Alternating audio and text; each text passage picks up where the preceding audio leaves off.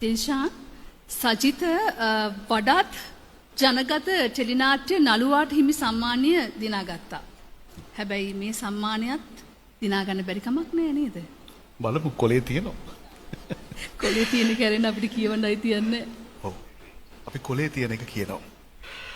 Raigam Tellies 2025 ජනප්‍රියතම ටෙලිනාට්‍ය නළුවා දහස් සංඛ්‍යාත රසික මනාප ලබා ප්‍රේක්ෂක ජූරිය විසින් ජනතා හදවත් දිනු රංගධරයා ලෙස වසරේ ජනප්‍රියතම ටෙලිනාට්‍ය නළුවා සඳහා වූ රයිගම් ටෙලිස් සම්මානයෙන් අභිෂේක ලබන්නේ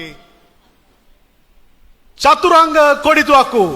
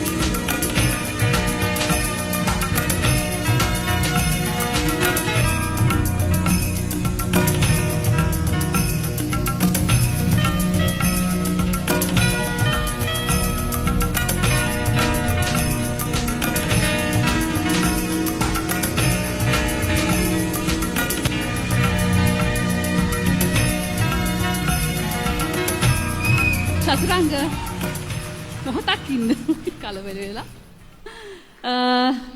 අමුතු ඇස් දෙකක් තියෙන අමුතු හිනාවක් තියෙන ලස්සන අලුත් කොල්ලෙක් අපේ ශේෂ්ත්‍රයට ඇවිත් ඉන්නවා.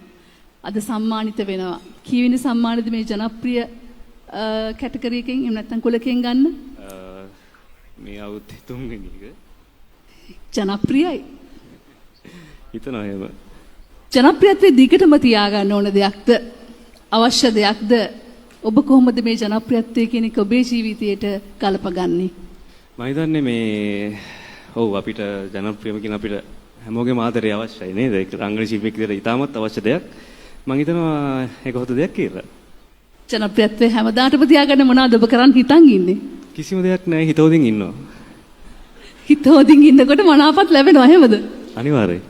හොඳයි මේ වසරේ ජනප්‍රියතම ටෙලිනාට්‍ය නළුවා ඔබට සුබ පැතුම්.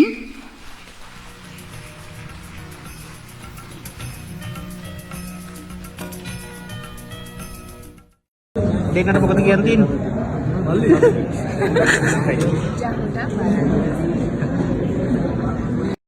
රයිගම් ටෙලිස් 2025 ජනප්‍රියම තරු යුවල මගෙත් එක්ක ඉන්නවා. ඉතින් හරිම සතුටුයි සහ දෙන්නටම සුබ පතනවා ලැබුණු සම්මානය වෙනුවෙන්. ඉතින් මොකද කියන්න තියෙන්නේ මේක?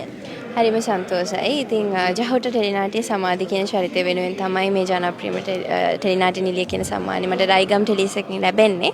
ඉතින් ආදරණීය ප්‍රේක්ෂකයන්ට ගොඩාක් ස්තුතියි.